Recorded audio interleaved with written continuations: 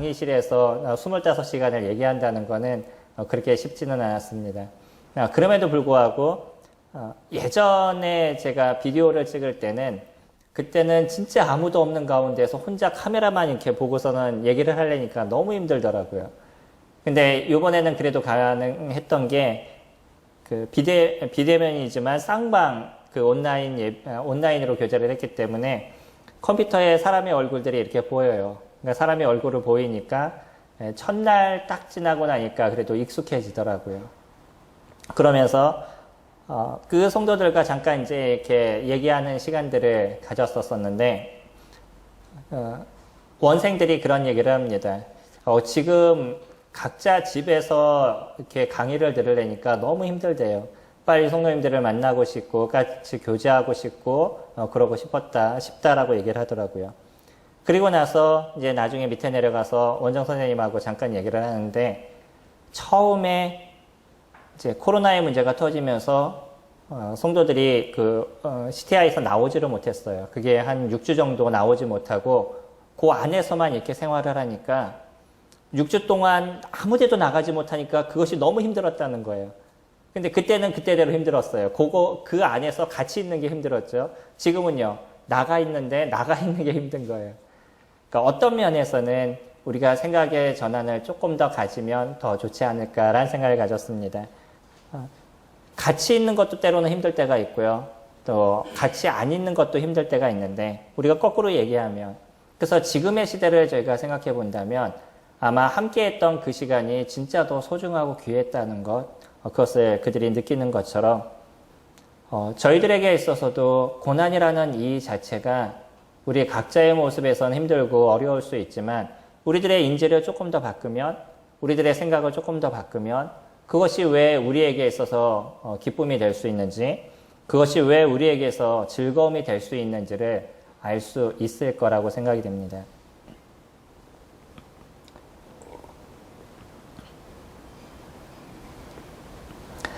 우리의 생각체계는 그래요. 우리의 생각체계를 어떻게 변화시키냐는 거예요. 지금의 시대에서 만약 우리가 조금 더 어려움의 문제를 생각할 수 있고 아니면 더 중요한 것, 하나님께서 지금의 어떤 시계를 통해서 우리에게 하실 것이 무엇인지를 저희들이 기억할 수 있다 그러면 저희는 조금 더 좋은 부분들을 가질 수 있습니다.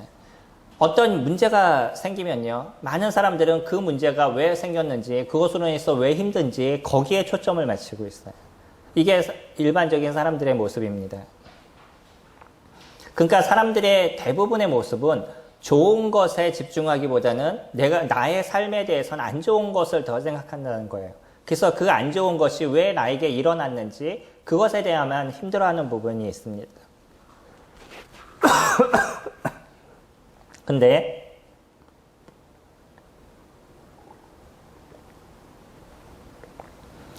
우리가 그 문제가 안 좋게 우리에게 생겨났다 할지라도 그 문제를 통해서 앞으로 생겨날 더 좋은 것을 기대할 수 있는 마음을 저희들이 갖는다 그러면 지금의 어려움에 대해서 조금 넘었을 수 있는, 그것도 저희들에게 기쁨이 될 수도 있는 부분들이 충분히 있을 수 있죠. 저희가 주님을 섬기면서 얻는 그러한 은혜입니다. 세상의 모든 것은요, 지금의 안 좋은 게 나중에 좋은 게 될 수 있다라는 보장이 없어요. 근데 크리스찬들은요, 지금의 어려움을 하나님께서 어떻게 바꿔가실 것인가에 대한 확신을 저희들이 갖고 있는 거죠. 그 확신이 저희들에게 있으면 지금의 어려움은 물론 어려울 겁니다. 근데 그 어려움을 나중에 하나님께서 바꿔가신다는 거예요. 그 바꿔가시는 것은 악을 선으로 바꿔가시는 하나님인 것을 저희들이 믿고요. 어려움을 온전한 것으로 만들어 가시는 것이 하나님이신 것을 저희들이 믿기 때문에 지금의 어려움을 저희들이 기뻐할 수 있는 마음을 가질 수가 있다는 거죠. 지금의 어려움을 우리 마음 가운데 즐거움으로 가질 수 있는 부분들이 저희들에게 있다는 겁니다. 그래서 저희들은 집중하는 걸 어디에 집중하느냐, 거기에 항상 고민을 해야 된다는 거예요. 12절 말씀 보시면 사랑하는 자들아 너희를 연단하려고 오는 불시험을 이상한 일 당하는 것 같이 이상히 여기지 말고. 그리스도인들은요, 그러니까 믿는 크리스찬들에겐 반드시 존재하는 게 있습니다. 그것이 무엇이냐면 고난이다 라고 얘기를 해요. 이거는 우리가 당할 수밖에 없는 것은 예수 그리스도 그분도요, 이 땅에 계셨을 때 많은 고난과 어려움을 당하셨기 때문인 거예요. 우리들의 주라고 얘기하시고 우리들의 전부이신 그 예수 그리스도 그분도 이 땅에 계실 때는 많은 핍박과 또 욕을 받으셨고요. 나중에는 채찍과 죽음에까지 나아가는 그런 고통을 예수 그리스도 그분도 받으셨다는 거예요. 왜냐하면 세상에서 있는 사람들과 예수 그리스도는 완전히 다른 존재이기 때문이에요. 세상에 있는 사람들의 모습은 사단의 이야기를 쫓는 사람이고 사단의 자녀다라고 얘기하는, 그 안에 성령이 없음으로 인해서 하나님께서 하시는 일이 무엇인지를 알지 못하는 인생을 살아가는 것이 그들의 모습이지만, 그러나 예수 그리스도는 완전한 의인이시고 완전한 성인이셨어요. 그러다 보니까 그 완전하시고 죄가 없으신 그분과 죄 있는 사람과의 관계가 온전해질 수 없는 거죠. 그것을 알지 못하는 사람은 오히려 예수 그리스도를 핍박하고 예수 그리스도 그분을 욕하는, 때로는 그 얼굴에 침을 뱉는 모습까지 나타난 것을 저희들이 볼 수 있죠. 우리는 그런 예수 그리스도를 저희 마음의 구주로 영접하신 자들입니다. 그리스도 안에 살아가고 있는 자들이에요. 당연히 이 세상의 공중의 권세 잡은 자라고 얘기하는 그 사단의 지배 아래에 있는 사람 속에 빛 대신 빛 가운데 있는 그리스도인이 살아간다 그러면 여기에는 부딪히는 것과 어려움의 문제가 분명히 존재할 수밖에 없다는 거예요. 이거는 우리들의 삶에 당연히 나타나는 것입니다. 만약에 이것을 우리가 특별한 일, 이상한 일이다라고 생각을 한다 그러면 우리는 잘못된 생각 속에 살아갈 수밖에 없는 거예요. 베드로는 그렇게 얘기하죠. 불시험이다라고 얘기해요. 이 시험이 얼마나 힘들면 불시험이다라고 표현하죠. 그만큼 우리 가운데 어렵다는 것이에요. 다른 곳에서는 바울이 그런 표현을 쓰죠. 우리에게 불화살을 쏜다라고 얘기해요.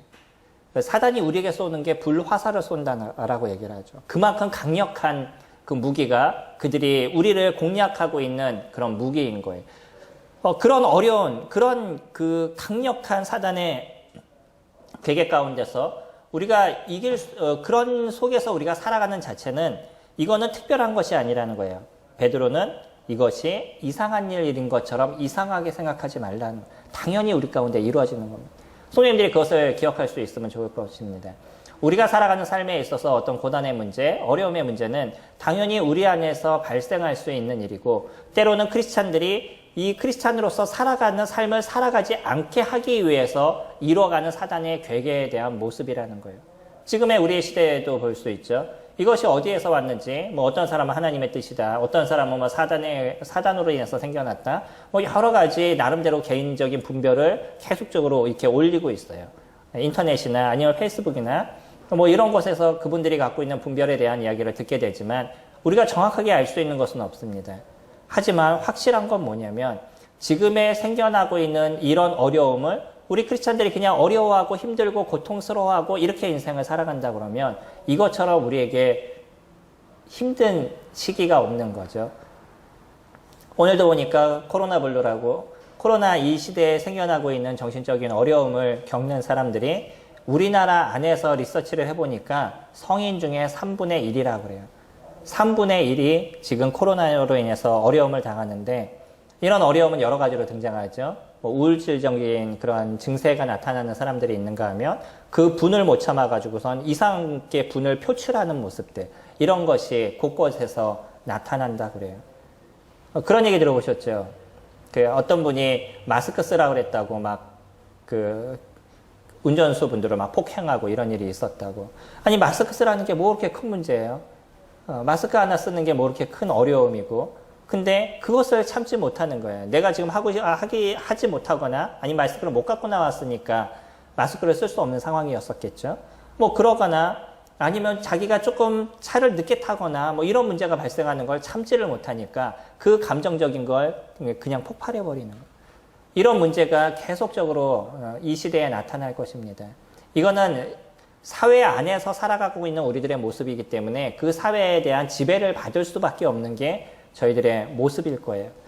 그래서 이런 속에서 내가 잘 이겨갈 수 있는 거는 현실을 볼 수 있는 힘이 저희들에게 있을 때죠. 지금의 시대가 어떤 모습이고 지금이 어떤 상태이기 때문에 우리들 스스로가 우리들의 마음을 조절해야 돼라는 것을 정확하게 인지할 수 있는 사람들은 지금의 문제를 넘어갈 수 있습니다.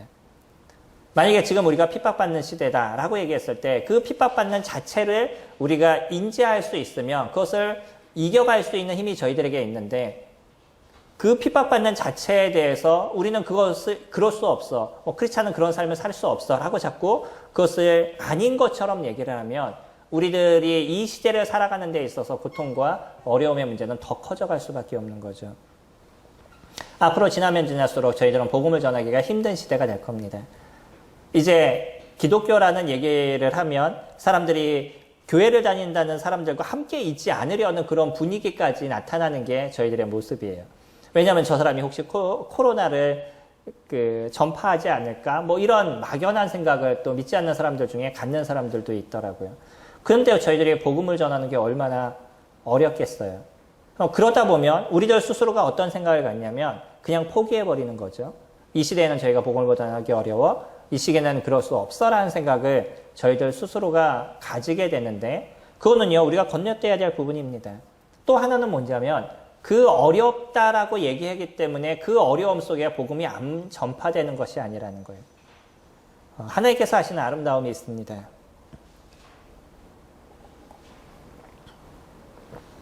그거는 하나님은 언제나 위기를 기회로 만드시는 분이시라는 거예요.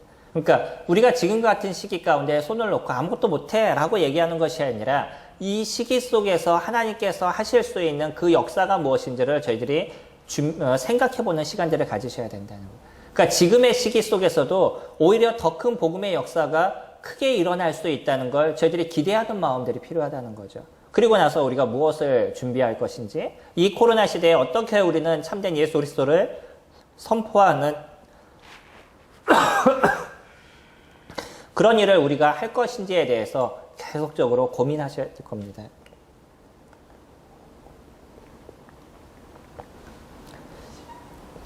제가 금요일까지 계속 강의를 하다 오다 보니까 목이 상당히 또 더 안 좋아진 것 같네요. 혹시 이번에 뉴스 보신 적 있어요? 강원도를 제가 기억하는데 강원도의 다리가 갑자기 죽은 가운데가 이렇게 유실됐습니다. 중간이가 뚝 떨어져 버렸었죠. 그것을 먼저 알고 있었던 그분이 거기 밖에 서가지고서는 오고 있는 차 오지 말라고 막 손을 들고 지금 여기 가지 못하게 막 막은 한 분이 계셔요. 그분의 아내는 119에 전화해가지고서는 지금 다리가 유실됩니다. 빨리 좀 와주세요라고 얘기하고 또 그것으로 끝나는 게 아니라 이 남편은 사람을 살리기 위해서 그 다리 앞에 서가지고서는 사람한테 막 오지 말라고 손을 흔들더라고요. 제가 동영상을 봤을 땐 반대편에서 차가 막 이렇게 오고 있다가 그 손짓하는 걸 보면서 뒤로 이렇게 백으로 해서 빠져나갔어요. 한참 빠져나가고 있는 상황 가운데에서 다리가 확 무너져 버리더라고요. 이게 사람을 살리는 거잖아요. 한 사람을 살리기 위해서 거기에 분명히 그냥 달려오면 사람이 죽을 것을 뻔히 아니까 그 사람은 거기에서 자신이 할 수 있는 최대의 어떤 노력을 했었어요. 그것으로 인해서 많은 사람을 살린 거죠. 우리들이 복음을 전하는 게 그런 거잖아요. 우리는 충분히 알아요. 이제 믿지 않는 그 사람들의 그 시기가 끝나면 이제 예수 그리스도 그분이 오시는 그때가 되면 그들이 완전한 지옥의 형벌을 받는 존재가 된다는 것에 대해서 저희들은 정확하게 알아요. 믿지 않는 사람들은 지옥의 형벌을 받는다는 것, 그 고통과 아픔을 영원히 그들이 받게 된다는 것을 저희들은 분명하게 알아요. 그러면 그런 어떤 심령을 갖고 그 믿지 않는 사람들에게 참된 예수 그리스도의 은혜를 저희가 선포하는 시간들을 저희가 가져야 되는 거죠. 어떤 한 분이 그 동영상을 올려놓고 크리스찬들이 지금 살아가야 될 삶의 모습에 대해서 잠깐 이렇게 적어주셨는데 많은 감동이 됐습니다. 그래 맞아. 자꾸 내가 놓치고 있는 거는 그냥 현실을 보고 현실에서 어려움에 대한 생각만을 갖고 있지 실질적으로 일어나는 그 미래에서 일어날 일들 믿지 않는 사람이 받아야 될 고통과 지옥의 형벌과 이런 부분에 대해서 너무 놓치는 마음을 제가 갖고 있었다는 걸 더 절실하게 느끼는 시간이 됐습니다. 예전에 핍박받던 시대에 그리스도를 믿는다는 것으로 인해서 죽음을 당하는 그런 시대에도 오히려 복음은 더 놀랍고 더 크게 일어났었어요. 지금의 시대 안 그럴까요? 동일하게 지금의 시대도요. 더 큰 복음의 역사는 일어날 것입니다. 문제는 뭐냐면 이런 시기 속에 크리스찬들의 영성이 떨어져 있으면 그렇기 때문에 우리들은 아무것도 못해 라고 얘기한다 그러면 우리 주변에 어떤 누구도 주님을 믿는 일들이 일어나지 않을 겁니다. 우리들은요. 지금 일어나고 있는 이 불시험 이것을 이상히 여겨야 될 것이 아닌 거예요. 이건 당연히 일어나는 문제인 것이고요. 이 믿지 않는 사람들이 더 많은 시대 속에 믿는 크리스찬들이 살아갈 때 그곳에서 생기는 여러 고난과 어려움에 대한 문제는 분명하게 우리들의 삶에서 나타나게 된다는 거예요. 이것은 우리가 당연히 감수할 부분이지만 확실한 것, 거기서 끝나지 않는다는 거죠.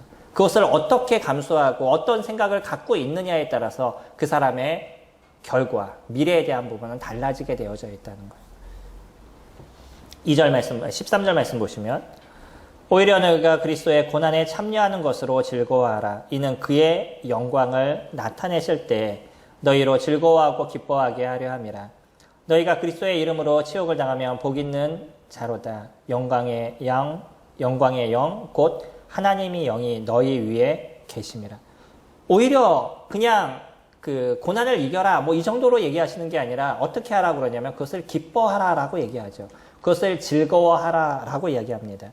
우리가 그것을 즐거워할 수 있는 건 예수 그리스도 그분이 우리 가운데 함께 하시기 때문인 거죠. 14절에서 얘기할 땐 하나님의 영, 영광의 영, 곧 하나님의 영이 너희 위에 계시니라 라고 얘기하죠. 성령 하나님께서 저희들과 함께 하신다는 거예요. 그분이 저희들을 위로하시고 저희들을 붙잡아 주시고 우리들의 인생의 미래에 대한 길을 그분이 이끌어 가신다는 거죠. 그렇기 때문에 우리는 고난에 대한 부분들을 기뻐할 수 있는 것, 즐거워할 수 있는 마음이 저희들 가운데 있다라고 얘기해요. 그리고 그러한 삶을 우리가 살아야 된다라고 얘기하죠. 히브리서에서는요. 히브리서 12장에 대해서는 징계에 대한 표현을 쓰면서 우리 삶에 나타나고 있는 어려움에 대한 부분들, 그거는 당연히 너희들 가운데 있는 거라고 얘기합니다. 물론 징계라고 얘기하는 뉘앙스는 조금 다른 거죠. 징계라고 얘기했으면 내가 뭔가 좀 잘못됐었을 때 그것으로 인해서 생기는 아픔과 고통에 대한 문제죠. 내가 죄를 짐으로 인해서 생겨나는 어떤 결과들. 근데 내가 알지 못하는 가운데 짓는 죄들, 때로는 알면서도 내가 짓는 죄들에 대한 것은 분명하게 하나님의 거기에 대한 치리함이 우리 가운데 있다는 거예요. 근데 그것을 어려워하지 말아야 될 거는 내가 갖고 있는 그 잘못한 것을 하나님께서 일깨우시고 더 온전한 사람의 모습으로 가기를 원하는 것이 하나님의 마음이시기 때문에 그런 거죠. 그렇기 때문에 징계가 없는 자는 사생자라고 표현하죠. 참 하나님의 아들이 아니다라고 얘기합니다. 제가 살아가면서 참 이해가 안 되는 부분들이 있었어요. 그게 뭐냐면 내 친구들은 어떤 잘못을 저지르는데 별로 걸리지 않아요. 근데 제가 잘못을 저지르면 정확하게 걸려요. 뭐 그게 부모한테 걸리던 아니면 선생님한테 걸리던 학교에서 똑같이 애들하고 잘못을 해도 딴 애들은 안 걸리는데 내가 갑자기 뭔가 딱 시작하면 그것을 걸리게 되더라고요. 이해가 안 갔어요. 왜 나는 그럴까라는 생각을 이렇게 가졌었는데 그게 하나님이 저희들을 보시는 모습이죠. 믿지 않는 사람들에게 하나님 관심 있는 게 아니셔요. 믿지 않는 사람이 잘못한 건 죄 가운데 있는 사람들이 잘못하는 거기 때문에 그거에 대해서는 하나님께서 고치시는데 한계가 있으신 거죠.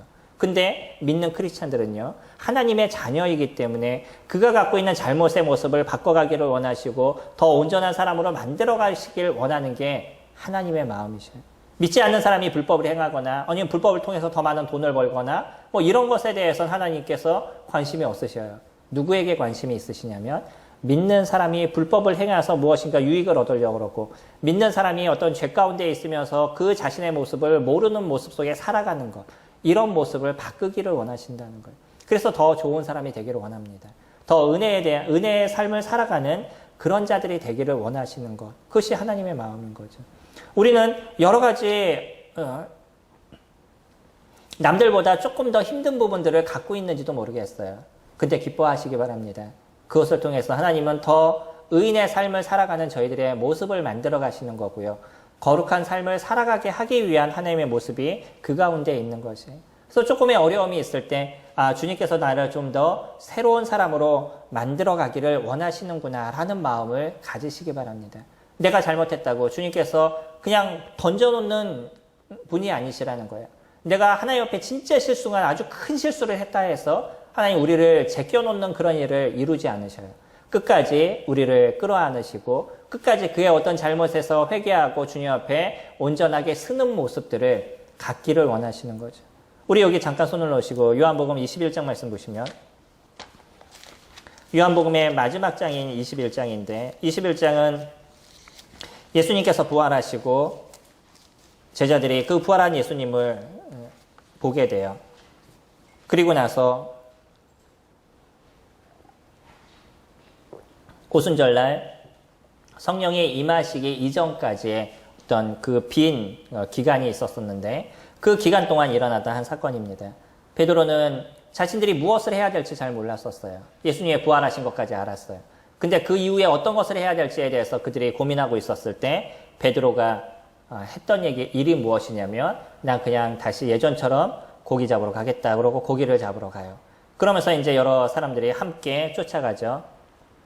2절에 시몬 베드로와 디두모로 하는 도마와 갈릴리 가나 사람 나다니엘과 세베대의 아들들과 또 다른 제자 둘이 함께 있더니 시몬 베드로가 나는 물고기 잡으러 가노라 하니 그들이 우리도 함께 가겠다 하고 나가서 배에 올랐으나 이들이 그때 당시 고기를 잡으러 갔다 그래서 이제 세상으로 돌아갔다라고 보는 것은 좀 어려워요.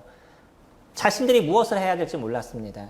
비어있는 공간이에요. 예수 그리스도는 죽음 가운데 부활하셨는데 지금 어디에 계시는지 잘 모르고 그들에게 무엇을 해야 될 것에 대해서 그들은 잘 인지하지 못했을 때 그들이 하기를 원했던 게 그냥 이 시간 난 고기를 잡으러 가겠다. 그러고 고기를 잡으러 가게 되죠. 그런 가운데 주님이 그들에게 다시 한번 나타나서 그들을 위로하시는 시간을 가지시는데 특히 누구를 더 위로하셨냐면 베드로를 위로하셨습니다. 왜 그랬을까요? 더 큰 잘못을 지은 게 베드로였잖아요. 대놓고 주님을 모르게 믿는다. 난 예수라는 분을 모릅니다. 라고 대놓고 얘기했던 것이 베드로죠. 그것도 3번이나 그가 부인을 하게 돼요. 그런 베드로의 마음이 얼마나 아팠겠어요. 내가 그토록 사랑하고 내가 그토록 좋아했던 나의 참된 주라고 내가 믿었던 예수 그리스도 그분을 내가 부인했다라고 생각할 때 이제 베드로의 마음 가운데 난 그분 앞에 고개를 들 수 없어. 난 그분을 위해서 무엇인가 할 수 있는 건 나 아무것도 없어. 이젠 조금 뒤에 서서 그냥 주님을 바라볼 수만 있으면 그것으로 좋게 하는 생각을 베드로가 갖고 있었겠죠. 지금의 시대라면 아마 어깨가 축 처져가지고 그 어떤 것을 하지 못해서 기가 죽어 있는 그런 모습을 베드로가 갖고 있었을 겁니다. 근데 예수님은요, 그런 베드로에게 그냥 이렇게 나타나셔서 베드로의 어떤 고통을 생각하시고 그것을 위로하고자 하는 마음을 가지셨어요. 15절에 보시면 21장 15절에 그들이 조반 먹은 후에 예수께서 시몬 베드로에게 이르시되 요한의 아들 시몬아 내가 이 사람들보다 나를 더 사랑하느냐 하시니 이르되 주님 그러하느니이다. 내가 주님을 사랑하는 줄 주님께서 아시니이다. 이르시되 내 어린 양을 먹이라 하시고 또 두 번째 이르시되 요한의 아들 시몬아 내가 나를 사랑하느냐 하시니 이르되 주님 그러하니이다. 내가 주님을 사랑하는 줄 주님께서 아시나이다. 이르시되 내 양을 치라 하시고 세 번째 이르시되 요한의 아들 시몬아 내가 나를 사랑하느냐 하시니 주께서 세 번째 내가 나를 사랑하느냐 하심으로 베드로가 근심하여 이르되 주님 모든 것을 아시오니 내가 주님을 사랑하는 줄을 주님께서 아시나이다. 예수께서 이르시되 내 양을 먹이라.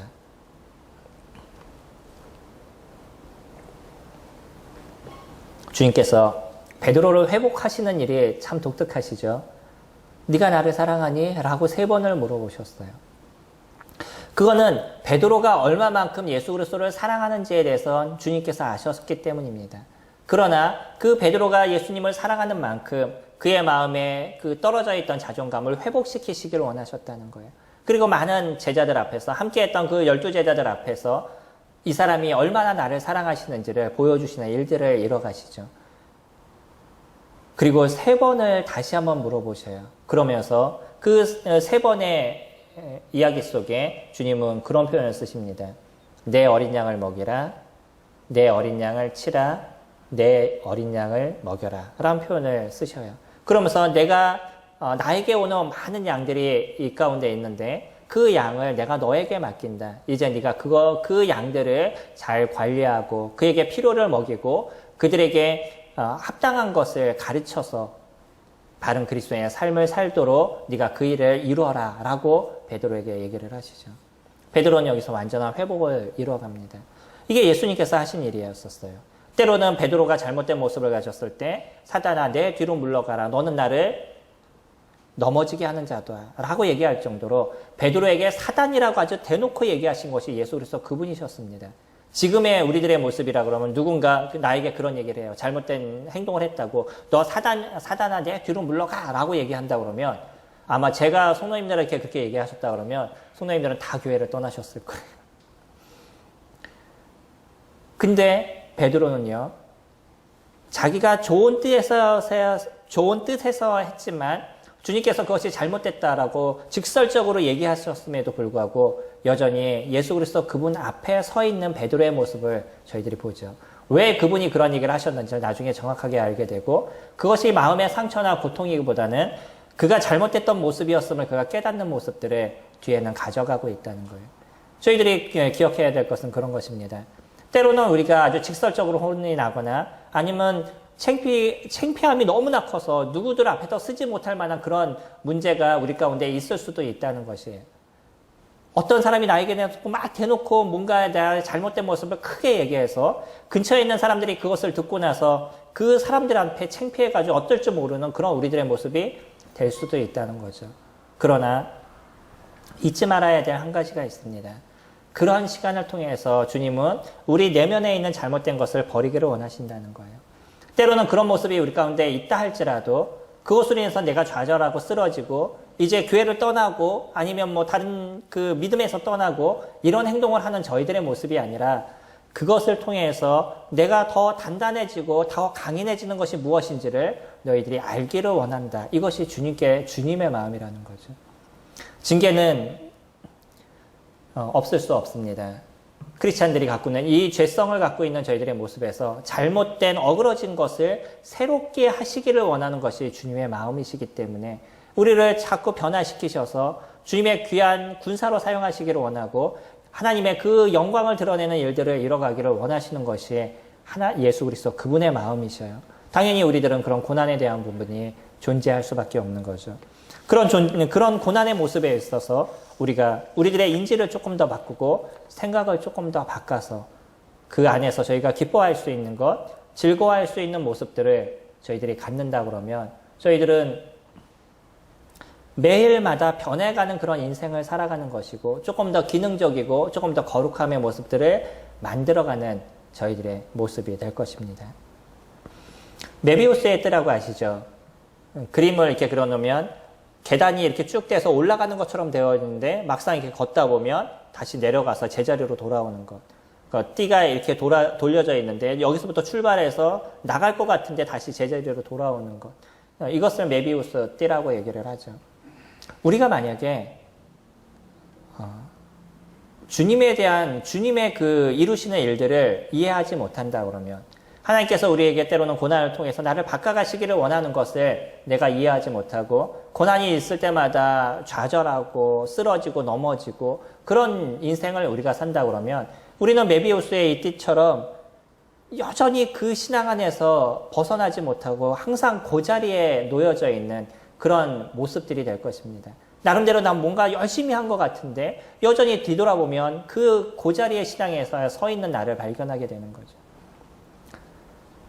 주님은 우리가 그런 모습이 되기를 원치 않습니다. 우리 안에 일어나는 감정에 대한 부분들, 그 감정이 어디에서 일어나는지 이성적으로, 지식적으로 그것을 살펴보라 라고 얘기하시는 거예요. 우리들의 모든 감정은 지식의 영향을 받습니다. 우리들의 감정은 그냥 일어나지 않아요. 이 감정은 이미 내가 알고 있는 지식이 그것의 영향을 통해서 감정이 일어나게 되어져 있는 거예요. 그렇기 때문에 우리 지식적인 부분에서 무엇이 잘못됐는지 체킹해보고 그것을 통해서 일어나는 이 감정에 대한 부분을 관리할 수 있고 감독할 수 있는 힘이 우리에게 있다 그러면 훨씬 더 기능적이고 온전한 크리스찬들의 모습을 저희들이 가질 수 있습니다.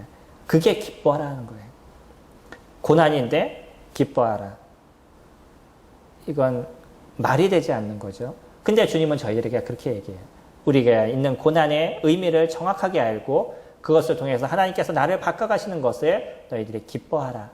이게 고난을 이기는 크리스찬들의 모습입니다. 우리 그리스도 안에 있는 예수 그리스도 안에 있기 때문에 당연히 우리 가운데 이루어지는 이 고난을 인내하는 삶을, 그것을 인정하는 삶을 살아가는 크리스찬들의 모습인 거죠. 저희 마지막 19절 보면 그러므로 하나님의 뜻대로 고난을 받는 자들은 또한 선을 행하는 가운데 그 영혼을 미쁘신 창조주께 의탁할지어다. 우리가 고난을 이기는 것은요, 하나님께 우리들의 삶을 의탁했을 때만이 가능해진다는 거예요.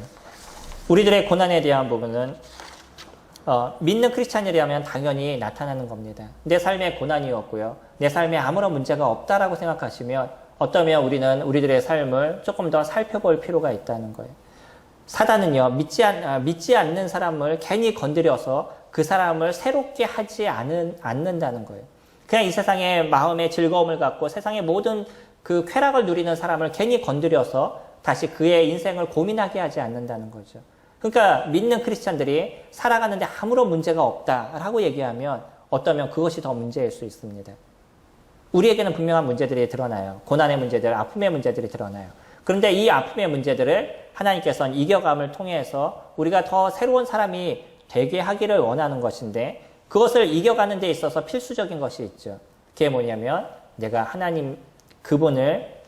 내 영혼을 하나님께 의탁하는 삶을 살아가는 거예요. 하나님 그분을 진정으로 인정하는 삶을 살아가는 거죠. 지금 베드로도 그런 표현을 쓰는데 그 영혼을 미쁘신 창조주께 의탁하라라고 얘기해요.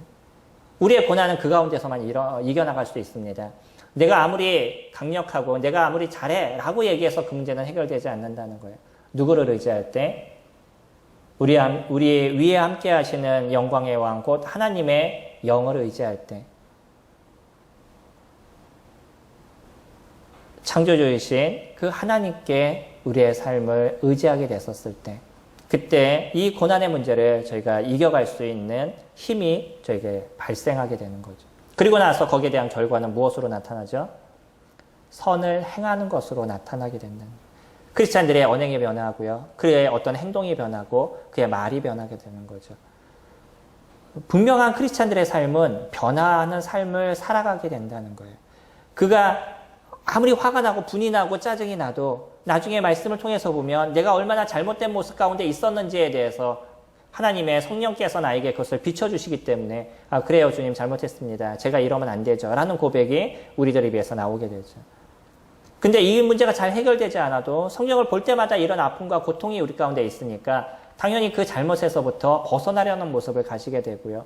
혹 나에게 잘못하는 사람이 있다 할지라도 거기에 대한 내 분을 다 쏟아내고 싶은 심령이 우리 가운데 많이 일어나도 여전히 성령께서 우리들 안에서 그것이 옳은지 그른지에 대한 것을 계속적으로 말씀해 나가시죠.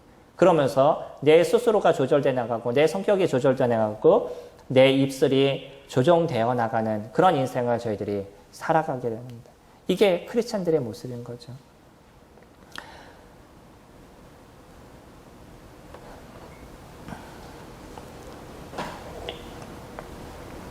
히브리서 10장 말씀 보시면 히브리서 10장 30절입니다. 앞으로 조금만 넘기셔서 히브리서 말씀 10장 말씀 보시면 10장 30절에 원수 갚는 것이 내게 있으니 내가 갚으리라 하시고 또 다시 주께서 그의 백성을 심판하리라 말씀하신 것을 우리가 아노니. 다시 한번 읽을게요. 10장 30절입니다.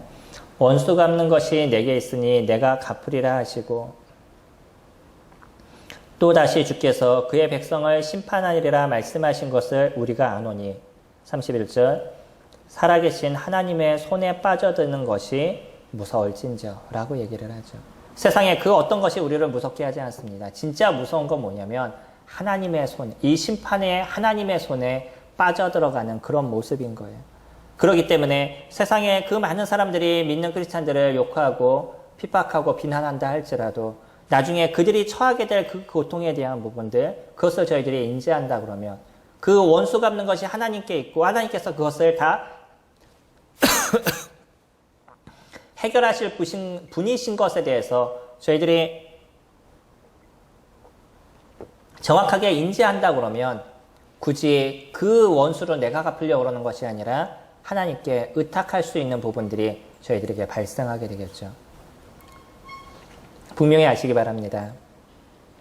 성도들에게 아픔을 주었던 사람에 대해서 하나님은 결코 그것을 간과하지 않으신다는 것이에요.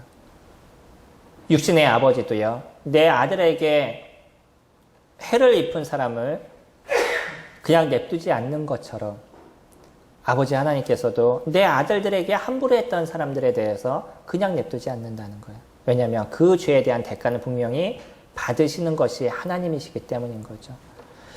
우리들 안에 일어나는 많은 고난에 대한 부분이 있습니다. 크리스찬들 가운데 생기는 많은 고통의 문제가 있고요. 이것은 각자의 모습에서 조금씩 다르게 나타나지만 그러나 거기에 대한 결과는 동일해요. 그거는 무엇이냐면 우리가 크리스찬으로서 그리스도의 자녀로서 좀 더 나은 인생을 살아가는 자가 되기를 원하시는 거죠.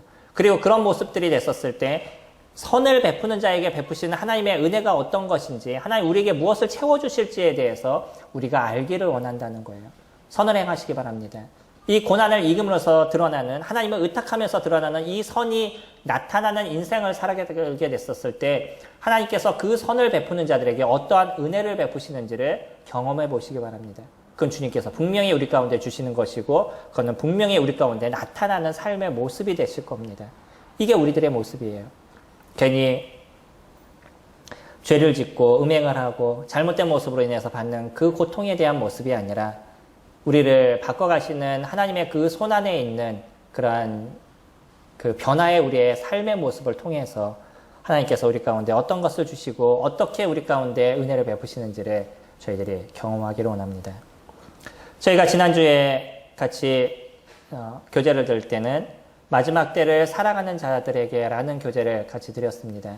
그러면서 이 마지막 때를 살아가는데 우리가 어떠한 사람이 되어야 되는지 우리는 어떠한 모습이 되어야 되는지를 잠시 교제를 드렸었어요. 저희가 그런 말씀을 들으시면서 일주일을 고민해 보셨는지 모르겠습니다. 그런 말씀을 통해서 그럼 나는 일주일의 삶에 어떤 것을 이룰 거야 라고 결단을 내리셨는지 모르겠습니다.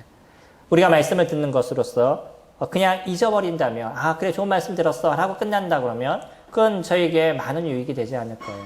그러나 들었던 말씀을 통해서 내가 그러면 일주일에 어떤 것을 결단하고 어떤 것을 할 거야 라고 실질적인 것을 만들고 그것을 이루어가는 시간들을 가지시면 성도님들의 삶에 큰 은혜가 함께 하실 겁니다.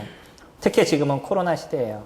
저희들이 비대면으로 교제를 나누기 때문에 성도님들 각자의 모습이 어떻게 이루어지고 있는지 저희들이 지금 볼 수 없는 시대를 살아가고 있습니다. 우리들의 신앙을 개인적으로 잘 만들어 가셔야 돼요. 그러기 위해서는 말씀을 사모하셔야 되고요. 말씀을 보시게 됐을 때, 또 주일날 선포되는 말씀을 들으시게 됐었을 때 그 말씀을 붙잡고 일주일을 사셔야 됩니다. 이번 주는 저희들이 고난에 대한 부분을 같이 살펴봤습니다. 그리스도의 고난에 참여하는 자라고 그러면 그리스도의 고난 속에서 예수 그리스도 그분이 고난을 받으셨듯이 동일하게 저희들도 고난을 받는 그런 인생을 저희들이 살아갑니다. 그러나 이 고난에 대한 부분에 대해서 믿는 자는 당연히 나타나는 것이고 그리고 믿는 자가 그것을 받는 태도는 기뻐하고 즐거워하는 모습들을 가져야 된다라고 얘기를 하죠. 그러면서 우리 가운데는 그것을 이길 수 있는 힘, 그것은 하나님을 의지하는 모습으로 나타나는 것이고 거기에 대한 결과로는요. 저희가 선을 드러내는 그런 인생을 살아간다라고 말씀을 드렸습니다. 이제 오늘의 말씀을 통해서 일주일에 어떤 것을 해보실지 나에게 있었던 이 고난을 내가 어떻게 이길지에 대해서 기도하시는 모습이 되시길 원합니다. 그리고 그것을 기뻐하실 수 있으면 좋겠습니다. 그리고 그것을 통해서 어떠한 선을 드러내실지에 대해서 결정하시고 그 선을 이뤄가는 그런 한 주일이 되시길 원합니다. 우리가 그러한 삶을 살아가면 다음 주에 저희가 혹 비대면으로 교제를 드린다 할지라도 여전히 풍성하신 하나님의 역사와 능력이 저희들 안에서 이루어지고 있다는 것을 경험하게 되실 겁니다. 오늘 함께 나눴던 말씀을 통해서 하나님 적용을 하시고 하나님의 역사가 각 성도님들의 삶에 나타나시길 소망합니다.